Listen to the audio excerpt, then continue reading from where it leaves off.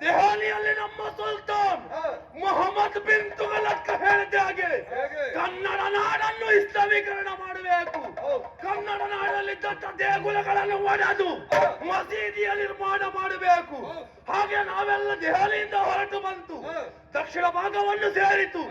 ದಕ್ಷಿಣ ಭಾಗದಲ್ಲಿದ್ದಂತ ದೇಗುಲಗಳೆಲ್ಲ ಒಡೆದು ಮಸೀದಿ ನಿರ್ಮಾಣ ಮಾಡಿ ಅಲ್ಲೆಲ್ಲ ಇಸ್ಲಾಮೀಕರಣ ಮಾಡಿದಾಗಾಯಿತು. ಹಾಗೆ ಉತ್ತರ ಭಾರತಕ್ಕೆ ಬಂದಾಗ ಈ ಬಿಜಾಪುರವನ್ನು ನಾವು ವಶ ಮಾಡಿಕೊಂಡಿತ್ತು. ಈ ಬಿಜಾಪುರದಲ್ಲಿಯೂ ಕೂಡ ನಮ್ಮ ಇಸ್ಲಾಮೀಕರಣ. ಹಾಗಾದ್ರೆ ಇನ್ನು ಉಳಿದಿರುವುದು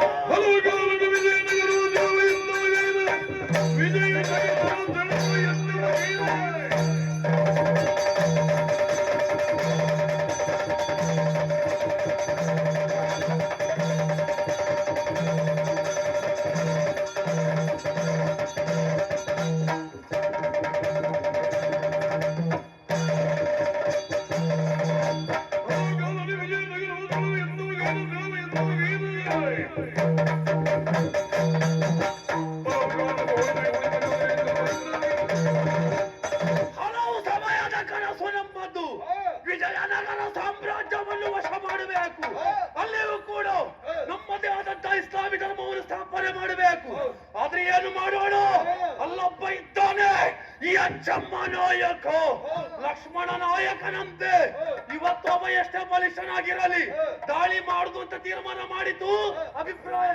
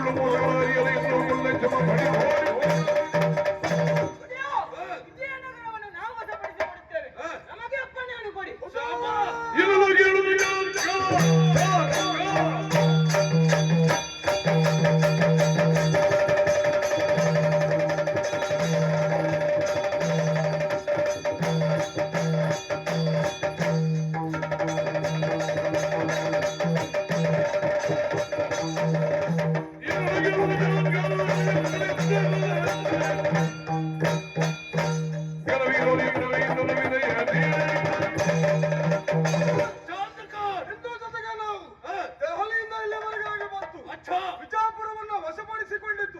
ಅದಾದ ಮೇಲೆ ಆಲೋಚನೆ ಮಾಡಿದ್ದಾದ್ರೆ ಹೇಗೆ ವಿಜಯನಗರ ನಮ್ದು ವಶವಾಗಬೇಕು ಎನ್ನುವ ಹಾಗೆ ನೀವು ಹೇಳಿದ್ದು ಸರಿ ಉಂಟು. ಅಲ್ಲಿ ಅಜ್ಜಮ್ಮ ನಾಯಕನಿದ್ದಾನೆ, ನಮಗೆ ಏನೂ ಮಾಡ್ಲಿಕ್ಕಾಗ್ಲಿಲ್ಲ, ಇದುವರೆಗೆ ಆಗ್ಲಿಲ್ಲ. ಈಗ ಆಲೋಚನೆ ಮಾಡುವುದು ಬೇಡ. ನಮ್ಮ ಸಕಲ ಸೈನ್ಯ ಇನ್ನೂ ಬಲಿಷ್ಠವಾಗಿದೆ. ಹೋಗುವ ದಾಳಿ ಮಾಡುವ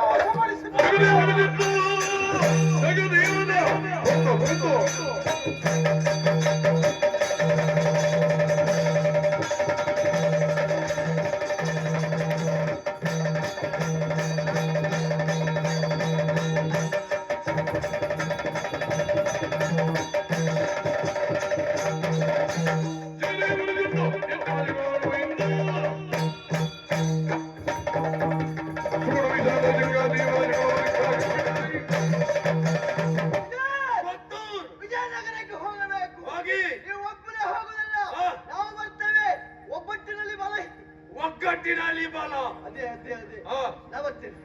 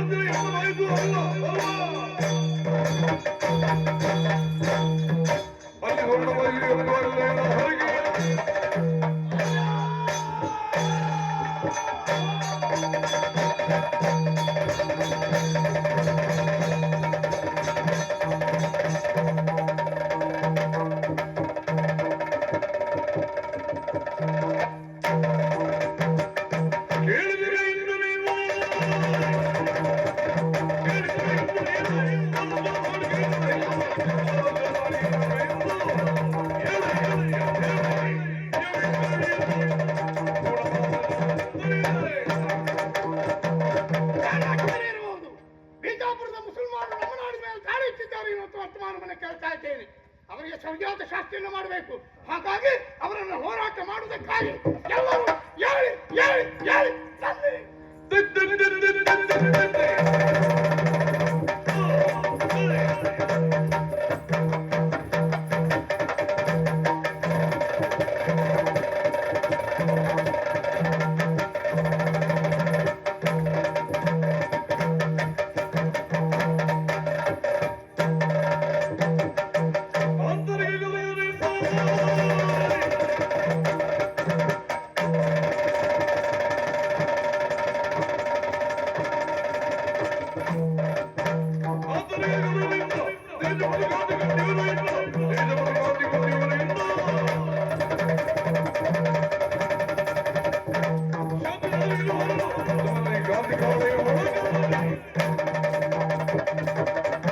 ಎಚ್ಚಮ್ಮ ನಾಯಕರೇ, ಕರುನಾಡ ಕನ್ನಡಿಗರು ಇದ್ದರೂ ಹೌದಂತಾದರೆ ಹೋರಾಟಕ್ಕೆ ಬರಬಹುದು ಎನ್ನುವುದಾಗಿ ಹೇಳಿದ್ದೀರಲ್ಲ.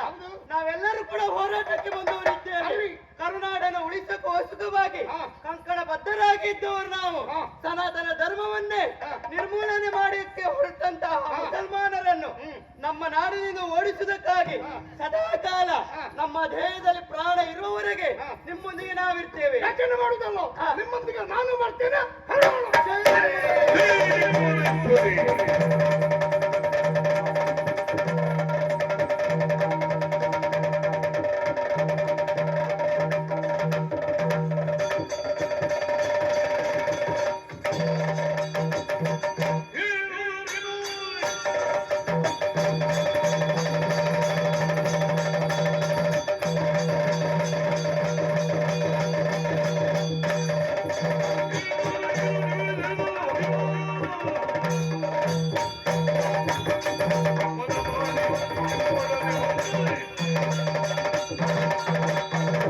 ಮುಸಲ್ಮಾನರೇ, ಸನಾತನ ಧರ್ಮವನ್ನೇ ನಿರ್ಮೂಲನೆ ಮಾಡಲಿಕ್ಕೆ ಹೊರಟು ನಿಂತಿದ್ದೀರಿ.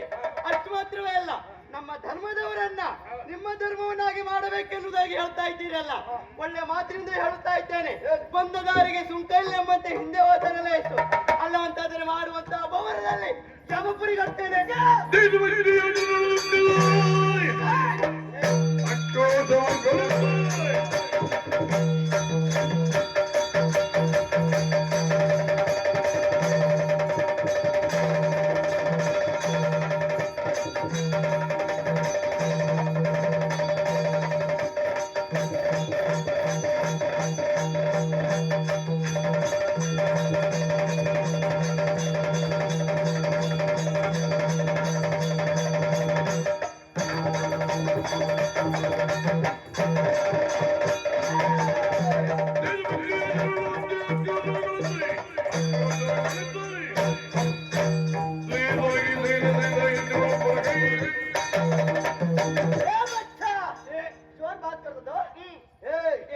ಏನು ನಿಮ್ಮ ಸನಾತನ ಧರ್ಮ ನಾವು ನಾಶ ಮಾಡುತ್ತೇವೆ?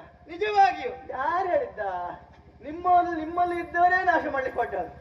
ನಾವೇನ್ ನಾಶ ಮಾಡ್ಲಿಕ್ಕೆ ಕೊಡ್ಲಿಲ್ಲ. ನಮ್ಮ ಧರ್ಮವನ್ನು ನಾವು ಬೆಳೆಸ್ತಾ ಇದ್ವಿ ಅಷ್ಟೇ ಬಿಟ್ರೆ ತಪ್ಪು ಕಲ್ಪನೆ ಮಾಡ್ಕೊಂಡು ಇಲ್ಲಿಗೆ ಬಂದ ಬೇಕಾದ್ದು ಈಗ ಈ ವಿಜಯನಗರ ನೀನು ಅಡ್ಡ ಬರಬೇಡ ಅಡ್ಡ ಬಂದ ದಾರಿ ಸಾಹಿತ್ಯ ನೀನು ನಮ್ಮ ಧರ್ಮವನ್ನ ಉಳಿಸುವುದಕ್ಕಾಗಿ ನಾವೆಲ್ಲರಿಗೆ ಬಂದವರು ಅಷ್ಟು ಮಾತ್ರವಲ್ಲ ನಮ್ಮ ಧರ್ಮವನ್ನ ಬೆಳೆಸುವುದಕ್ಕಾಗಿ ನಾವು ಬಂದವರು ಹಾಗಾಗಿ ನೀವು ಹೇಳ್ತಾ ಇದ್ದೀಯಲ್ಲ ಬೆಳೆಸಬಹುದು ಯಾವ ರೀತಿಯಲ್ಲಿ ಒಬ್ಬನಿಗೆ ನಿಮ್ಮ ಮೇಲೆ ಧರ್ಮದ ಮೇಲೆ ಆಸೆ ಇದ್ದದ್ದು ಹೌದಂತಾದರೆ ಖಂಡಿತವಾಗಿ ನೀವು ಮತಾಂತರಿಸಬಹುದು ಹಾಗಂತ ನೀವು ಮಾಡ್ತಿರುವುದು ಹಾಗಲ್ಲ ಬಲಾತ್ಕಾರದಿಂದ ಒತ್ತಾಯದಿಂದ ಮಾಡ್ತಾ ಇದ್ದೀರಿ ಅದು ಒಳ್ಳೇದಲ್ಲ ಎನ್ನುವುದಾಗಿ ಹೇಳ್ತಾ ಇದ್ದೇನೆ ಹೌದಾ ನೀನ್ ಬರ್ತೀಯ ನನ್ನ ಧರ್ಮಕ್ಕೆ ಬರುವುದೇ ಇಲ್ಲ ನೀವು ಬರ್ತೇನೆ ನನ್ನ ಧರ್ಮಕ್ಕೆ ನೀನ್ ಬರುವುದಿಲ್ಲ ಬರೋರನ್ನು ಬಿಡುವುದಿಲ್ವಾ ಖಂಡಿತವಾಗಿ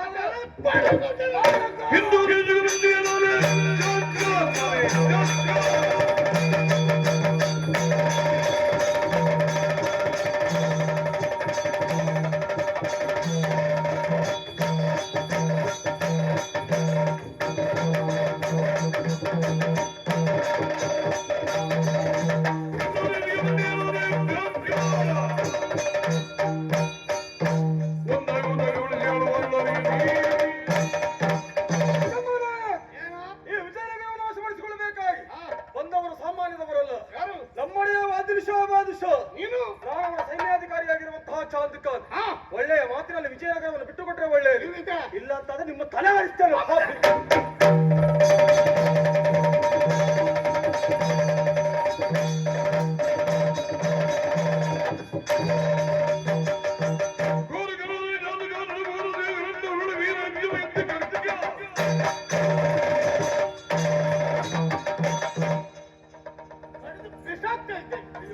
ಆದ್ರೆ ನಮ್ಮ ಧರ್ಮದಲ್ಲಿ ಅದನ್ನ ಹೇಳಿಕೊಟ್ಟಿಲ್ಲ ನಿಮ್ಮ ಧರ್ಮದಲ್ಲಿ ಯಾರ್ಯಾರು ಇಟ್ಟಿದ್ದೆ ನಿನ್ನ ಸ್ಥಾನದಲ್ಲಿ ಒಬ್ಬ ಹಿಂದೂ ಇದ್ದಿದ್ದೆ ಇಷ್ಟೊತ್ತಿಗೆ ಅವನ ಹೆಗಲ ಮೇಲೆ ಇಟ್ಟಂತ ತಲೆ ಕೆಳಗೆ ಉಳಿಸ್ತಾ ಇತ್ತು ಆದ್ರೆ ನಮ್ಮ ಸನಾತನ ಧರ್ಮದಲ್ಲಿ ಇದಕ್ಕೆ ಅವಕಾಶ ಇಲ್ಲ ಬದುಕುವುದಕ್ಕೆ ಅವಕಾಶ ಕೊಟ್ಟಿದ್ದೇನೆ ನನ್ನ ಭಿಕ್ಷಾ ಅಂತ ತಿಳು ಮನ ಮೃದುಗೊಂಡ ಯಜ್ಞವನ ಧಾರಾಳ ಬುದ್ಧಿಗೆ ಮೆಮ್ಮೆ ಮನ ಮೃದುಗೊಂಡ ಯವನ ಸಜ್ಜರಿದ ವಂದಿಸುದ ನುಡಿದ ಕ್ಷಮಿಸು ನೀಯಂದ ಕ್ಷಮಿಸು ನೀಯಂದ ಕ್ಷಮಿಸು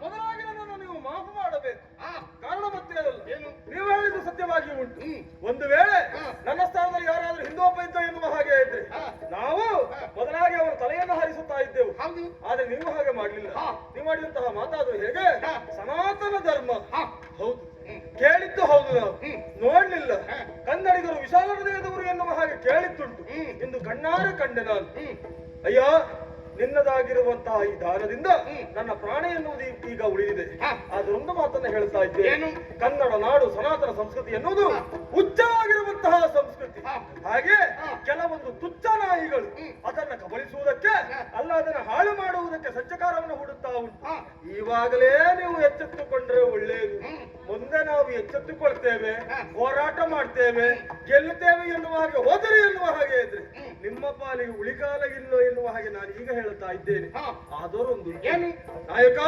ಇಲ್ಲಿವರೆಗಾಗಿ ಬಂದದ್ದು ನನ್ನ ಒಡೆಯನ ಅಜ್ಜಿಯರ ತಲೆಯ ಮೇಲೆ ಹೊತ್ತುಕೊಂಡು ಅವನಲ್ಲಿ ಆಡಿದ್ದೇನೆ ನಾನು ಒಂದೋ ಎಚ್ಚಮ್ಮ ನಾಯಕರನ್ನ ಕೊಲ್ತೇನೆ ಇಲ್ಲ ಅಂತಾದ್ರೆ ಹೋರಾಟ ಕಣದಲ್ಲಿ ವೀರನಾಗಿ ಸಾವನ್ನಪ್ಪುತ್ತೇನೆ ಎನ್ನುವ ಹಾಗೆ ನನ್ನ ಪ್ರಾಣ ಇರುವಲ್ಲಿಯವರೆಗೂ ಹೋರಾಟವೇ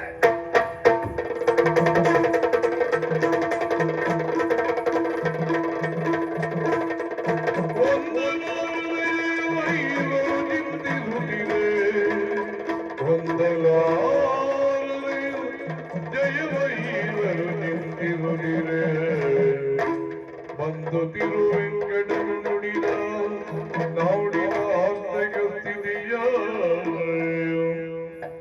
ಮನವಿಲ್ಲ ಭಂಡಾರದಿ ಕುಗ್ಗುದಿದೆ ಜನಬಲವು ದಿನ ದಿನದಿ ಕುಗ್ಗುದಿದೆ ಜನಬಲವು ದಿನಕ್ಕೆ ದಿನದಿ ಕರನೆಯು ಸಂಧಿಯನ್ನು ನಡೆಸುವುದು ಸರ್ವದು ದಿನವಿನ್ನು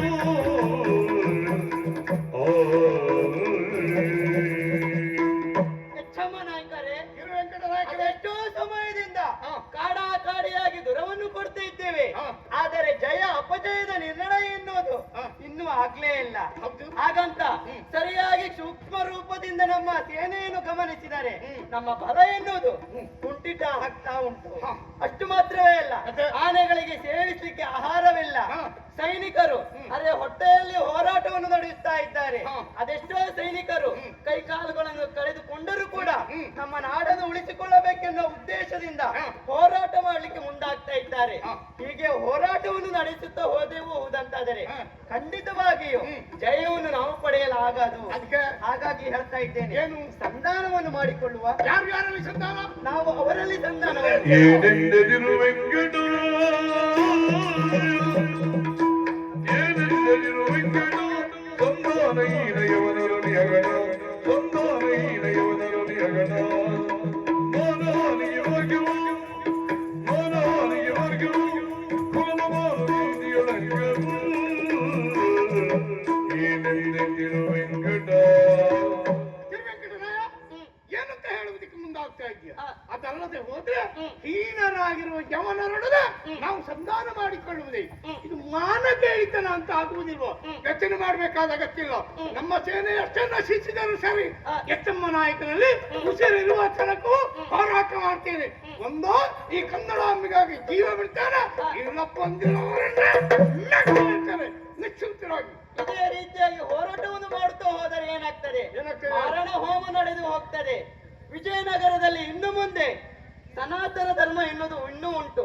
ಆದರೆ ಯುದ್ಧವು ಇದೇ ರೀತಿ ಮುಂದುವರೆದು ಹೋದವು ಅಂತಾದರೆ ಮುಂದಿನ ಪೀಳಿಗೆಗೆ ಸನಾತನ ಧರ್ಮ ಎನ್ನುವುದೇ ಗೊತ್ತಾಗುವುದಿಲ್ಲ. ಅಷ್ಟು ಮಾತ್ರವೇ ಅಲ್ಲ, ಇಲ್ಲಿರುವಂತಹ ದೇವಾಲಯಗಳು ಕೂಡ ಸರ್ವನಾಶ ಆಗಿ ಹೋಗ್ತದೆ. ಹಾಗಾಗಿ ಹೇಳ್ತಾ ಇದ್ದೇನೆ, ಕಾಲ ನೀಡುವ ಪೂರ್ವವಾಗಿ ನಮ್ಮ ದೃಷ್ಟಿಯಲ್ಲಿ ಇಡಬೇಕಾದಂತೆ ಸದ್ಯದ ಪರಿಸ್ಥಿತಿಗೆ ನಮ್ಮ ಒಳಿತಿಗಾಗಿ ಅವರ ನಿನಗೆ ಸಂಧಾನ ಮಾಡುವುದೇ ಉತ್ತಮವಲ್ವೇ? ತಿರುವೆಂಕಟ ನಾಯಕರೇ, ಸರ್ವವನ್ನು ಕಳಕೊಂಡದ್ದು ಹೌದು ಅಂತ ಆದ್ರೆ ಮತ್ತೆ ಉಳಿಯುವುದಂತು, ಉಳಿದದ್ದೇ ಹೌದು ಅಂತ ಆದ್ರೆ ಮತ್ತೆ ಗಳಿಸುವುದಕ್ಕೆ ಸಾಧ್ಯತೆ ಖಂಡಿತವಾಗಿ. ನಿಮ್ಮ ಮಾತಿನ ತಾತ್ಪರ್ಯ ಚೆನ್ನಾಗಿ ಅರ್ಥ ಮಾಡಿಕೊಂಡವನಿದ್ದೇನೆ. ಹಾಗಂತ ಹೋಗಿ ಅವರಲ್ಲಿ ಸಂಧಾನ ಮಾಡುವುದು ಯಾರು? ನಾನೇ ಹೋಗ್ತೇನೆ.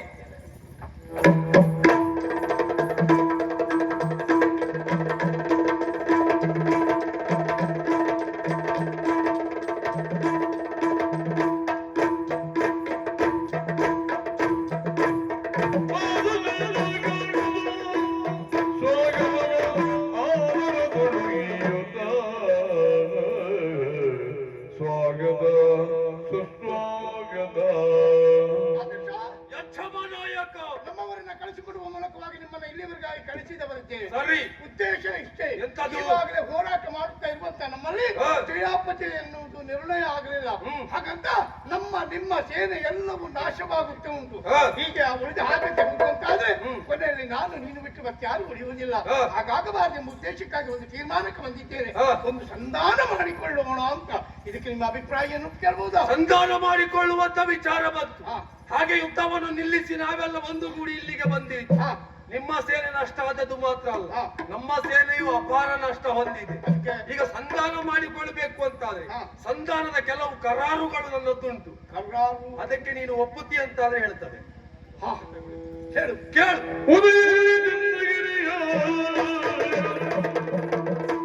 ಉದಯಗಿರಿಯ ಬೆನುಗುಂಡೆ ಮೊದಲಾದ ಮಾಂದಿರಾಯ ಬೆನುಗುಂಡೆ ಮೊದಲಾದ ಮಾಂದಿರಾಯ ಕದನದೊಳ ಬಸವಗೈದ ಕದನದೊಳ ಬಸವಗೈದ ಹೊರದೈದ ಮರದ ಬಗೆಯುವುದಿಲ್ಲ.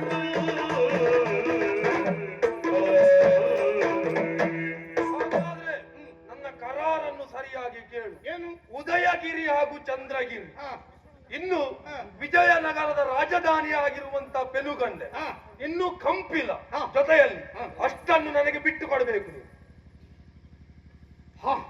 ಸರಿ, ಆಗ್ತದಲ್ಲ? ಆಗ್ಬಹುದು. ಅಲ್ಲಿಗೆ ಮುಗಿಲಿಲ್ಲ. ಮತ್ತೆ? 10,000 ಬಂಗಾರದ ನಾಣ್ಯಗಳನ್ನು ನನಗೆ ಒಪ್ಪಿಸಬೇಕು. ಅದು ಯಾಕೆ ನನ್ನ ಸೇನೆ ಅಪಾರ ನಷ್ಟ ಹೊಂದಿತ್ತಲ್ಲ, ಅದಕ್ಕೆ ತುಂಬಿಸ್ಲಿಕ್ಕೆ ಇಷ್ಟು ಕೊಡಬೇಕು. ಬಾದಶಾ, ಹಾ. ನೀನು ಕೇಳಿದ ಹಾಗೆ 10,000 ಹೊನ್ನುಗಳನ್ನು ಕೊಡುವುದಕ್ಕೆ ನಾವು ಸಿದ್ಧರಿದ್ದೇವೆ. ಹಾ. ಆದ್ರೆ ಇವಾಗ ಕೊಡುವುದಕ್ಕೆ ನಮಗೆ ಅನುಕೂಲ ಇಲ್ಲ. ಹಾ. ನೀನು ತಿಳಿದಿರ್ಬೇಕು, ಹಾ. ನಮ್ಮ ಸೇನೆಯೆಲ್ಲವೂ ನಷ್ಟವಾಗಿ ಹೋಗಿದೆ. ಹಾ. ಆದ್ರಿಂದ ಹಾ. 3 ತಿಂಗಳ ಕಾಲಾವಕಾಶ ಕೊಟ್ಟರೆ ಆದಷ್ಟು ಬೇಗನೆ ಮುಟ್ಟಿಸುವ ವ್ಯವಸ್ಥೆ ಮಾಡ್ತೇನೆ. ಇದಕ್ಕೆ ಒಪ್ಪಿಗೆ ಉಂಟು. ಅವಕಾಶ ಕೇಳುತ್ತದೆ. ಹಾ. ಆದಿ ಇದು ಒಪ್ಪಿದೆ. ಅಲ್ಲಿಗೆ ಮುಗಿಲಿಲ್ಲ. ಮತ್ತೆ ಇನ್ನೊಂದು ಕೊನೆಯದಾಗಿ ನನ್ನ ಕರಾರು ಉಂಟು. ಏನು ಅಂತ ಕೇಳು. ನಾವು ಇಲ್ಲಿಗೆ ಬಂದಿದ್ದು ಹಾ. ನಮಗೆ ನಮಾಜು ಮಾಡ್ಲಿಕ್ಕೆ ಒಂದು ಸ್ಥಳ ಇಲ್ಲ, ಮಸೀದಿಯ ಅಗತ್ಯ ಉಂಟು. ನೀನು ತಲೆಬಿಸಿ ಮಾಡ್ಕೊಳ್ಳುವುದಕ್ಕೆ ಹಾ. ಆ ಕಡೆ ಸ್ಮಶಾನ ಉಂಟು. ಏ? ನವಾಜ್ ಮಾಡಿ. ಯಕ್ಷಮ ನಾಯಕ, ಹ್ಮ್. ನಿನ್ನ ಸ್ಮಶಾನದಲ್ಲಿ ಮಸೀದಿ ಅದೆಲ್ಲ ಇಲ್ಲ. ಹಾ. ನಾನು ಎಲ್ಲಿ ಕೇಳ್ತದೆ ಅದು ನೀನು ಕೊಡ್ಬೇಕು. ಹೌದಾ? ನೀನು ಕರಾರಿಗೆ ಒಪ್ಪುತ್ತಿ ಅಂತ ಹೇಳಿದ್ದಿ. ಸರಿ. ಅಲ್ಲಿ ವಿರಾಜಮಾನನಾಗಿ ವಿರೂಪಾಕ್ಷ ದೇವಾಲಯ ಎನ್ನುವುದು ನಮ್ಮ ಮನೆ ದೇವರು ಕಂಗೊಳಿಸ್ತಾ ಉಂಟಲ್ಲ. ಹಾ. ಆ ವಿರೂಪಾಕ್ಷ ದೇಗುಲವನ್ನು ಕೆಡವು ಮಸೀದಿ ಮಾಡಲಿಕ್ಕೆ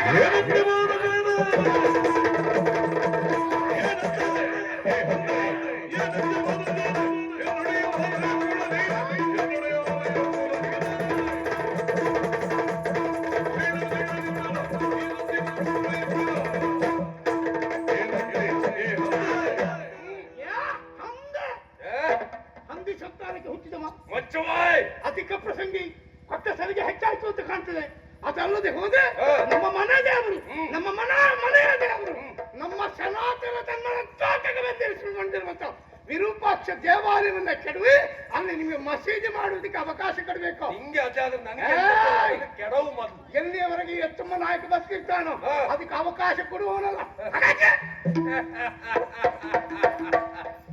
ಯಕ್ಷಮ ನಾಯಕ, ಹ್ಮ್. ಏ ಯಕ್ಷಮ ನಾಯಕ, ಏನೋ? ನೀನು ಅಚ್ಚ ಕ್ಷಾತ್ರಿಯ ಉಂಟು, ಹೌದು ನೀನು ಅಚ್ಚ ಕನ್ನಡಿಗ ಉಂಟು. ಹೌದು. ನಾನು ಕೇಳಿದ್ದುಂಟು ವಿಚಾರ. ಏನು? ನಿನ್ನ ಹೆಸರು ಲಕ್ಷ್ಮಣ ನಾಯಕ ಅಂತ. ಹ್ಮ್. ಇಲ್ಲಿ ನೀನು ಕೆಚ್ಚದಯ ವೀರ ಆದ ಕಾರಣ ಹಾ. ಯಕ್ಷಮ ನಾಯಕ ಅಂತ ಹೆಸರು ಬಂತು. ಇರ್ಲಿ. ನೀನು ಧರ್ಮಿಷ್ಠ, ಸತ್ಯವಂತ. ಹ್ಮ್. ನಾನು ಈಗೆಲ್ಲ ಕೇಳಿದ್ದುಂಟು. ಹ್ಮ್. ಈಗ ನಾನು ಕೇಳಿದ್ರೆ ಆಗುದಿಲ್ಲ ಅಂತ ಹೇಳ್ತದೆ. ಹಾ. ಏಯ್, ಏನು? ನಿನಗೆ ಆಡಿದ ಮಾತಿಲ್ಲ ಅಂತ ಹೇಳೋ ಬದ್ಮಾಶ್. ಅಧಿಕ ಪ್ರಸಂಗಿ ಏ, ಆಡಿದ ಮಾತನ್ನು ಉಳಿಸಿಕೊಳ್ಳುವುದು ಹೇಗೆನ್ನುವುದನ್ನು ಚೆನ್ನಾಗಿ ಅರ್ಥ ಮಾಡಿಕೊಂಡು ಬರ್ತೇವೆ. ಮತ್ತೆ ಕೊಡು. ಅಂಥ ವ್ಯಕ್ತಿ ಆದವ ಹಾ. ಏನನ್ನ ಕೇಳಬೇಕು ಅದನ್ನೇ ಕೇಳಬೇಕು. ನನಗೆ ಕೇಳಬಾರ್ದನ್ನ ಕೇಳ್ತೀನಿ ಕೊಡ್ತೇನೆ ಅಂತ ಭಾವಿಸಬೇಡ. ಹಾ. ಯಾವುದೇ ಕಾರಣಕ್ಕೂ ವಿರೂಪಾಕ್ಷ ದೇವಾಲಯ ಎನ್ನುವುದನ್ನ ಕೆಡುವುದಕ್ಕೆ ಬಿಡುವುದಿಲ್ಲ. ಒಂದು ಪಕ್ಷ ನನ್ನ ಮಕ್ಕಳನ್ನಾದರೂ ಬಿಟ್ಟೇನು ವಿರೂಪಾಕ್ಷ ದೇವಾಲಯವನ್ನು ಬಿಡುವುದಿಲ್ಲ. ಎಂತ ಹೇಳಿತು ನೀನು ಕೊನೆಯಲ್ಲಿ? ನನ್ನ ಮಕ್ಕಳನ್ನಾದರೂ ಬಿಟ್ಟೇನು ವಿರೂಪಾಕ್ಷ ದೇವಾಲಯವನ್ನು ಕೆಡುವುದಕ್ಕೆ ಬಿಡುವುದಿಲ್ಲ. ಅದೇ ಬೇಕು ನನಗೆ. ಮಕ್ಕಳನ್ನು ಬಿಡ್ತದೆ, ನಿನ್ನ ಮಕ್ಕಳನ್ನು ನನಗೆ ಕೊಡು. ಚಾಂದ್ರಕಾಲ್, ಇವನ ಮಕ್ಕಳನ್ನು ಕರೆದುಕೊಂಡು ಬಾ.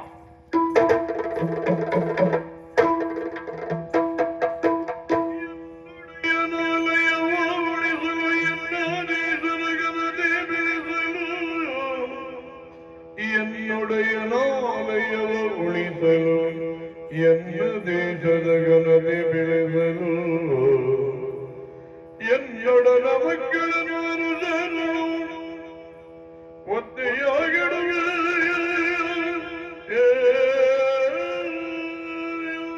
ಪಾಪದ ಬರದಲ್ಲಿ ಆಡಿರುವಂತ ಮಾತು. ವಿರೂಪಾಕ್ಷ ದೇವಾಲಯವನ್ನು ಉಳಿಸಿಕೊಳ್ಳಲು ಸುಖವಾಗಿ ನನ್ನ ಮಕ್ಕಳನ್ನಾದರೂ ಬಿಟ್ಟೇನು ಎನ್ನುವುದಾಗಿ ಅದನ್ನೇ ಗಟ್ಟಿಯಾಗಿ ಹಿಡಿಕೊಂಡನಲ್ಲ ಬಾದಶಾ. ಏನೇ ಆಗಲಿ ಆಡಿದ ಮಾತನ್ನು ಉಳಿಸಿಕೊಳ್ಳಬೇಕಾಗಿದೆ. ಹಾಗಾಗಿ ಚಾಂದ್ಖಾನ್, ನಿನ್ನ ನಂಬಿದ ನಾನು ಎನ್ನ ಕರುಣನಿಗಿತ್ತು, ನಿನ್ನ ನಂಬಿದ ನಾನು ಎನ್ನ ಕರುಣನಿಗಿತ್ತು, ನಿನ್ನ ಕರುಣಗಿಂದಿ ನಾನು ಸಂಪದೋಜನ ನೀನು ನಿನ್ನ ಮಾಡು, ಇನ್ನೇನ ವೇಳಲೆ ನಾನು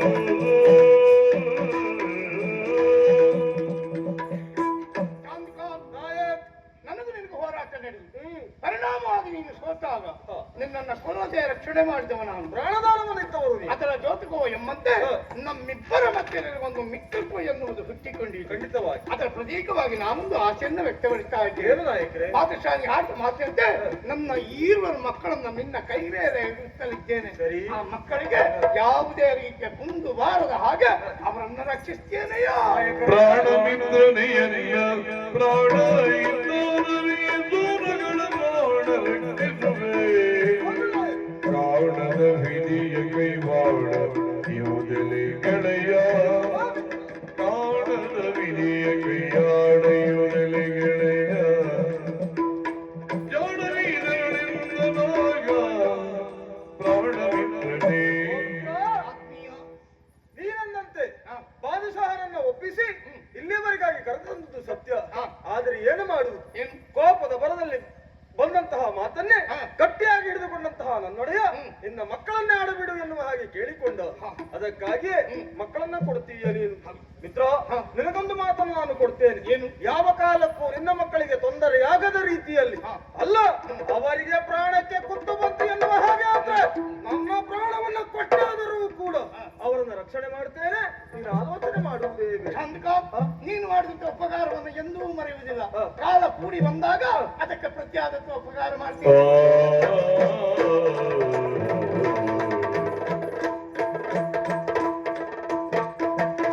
ಕಾಶಿ ಯಾತ್ರೆಯ ಮುಗಿಸುತ್ತ ಮಂದಿಯ ಬೋಧುರ ವೀರರು ಹೊರಗರಲಿ